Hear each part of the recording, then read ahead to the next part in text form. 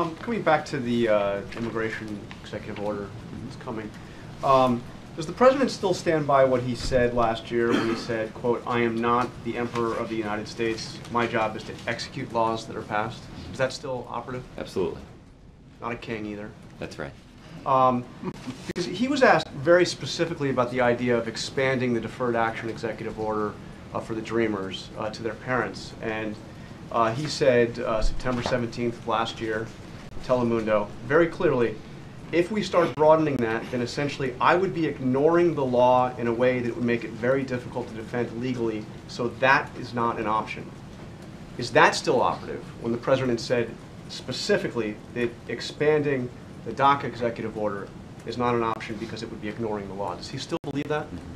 Well, John, I don't want to get ahead of what any sort of announcements that the president may make before the end of the year about executive actions that he may take to fix our broken immigration system.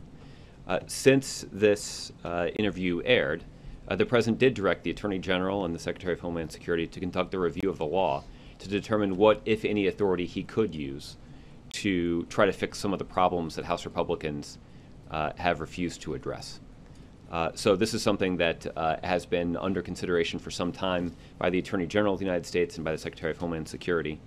So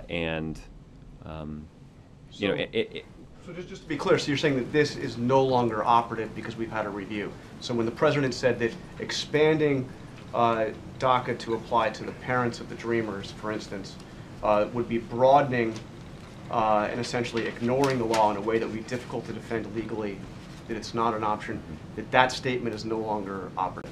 Well, what I'm saying is we'll have an opportunity to evaluate the actions that the president has chosen to take after he's announced. But I'm not asking about the options. I'm just saying, does the president still stand by what he said in that interview in September of last year?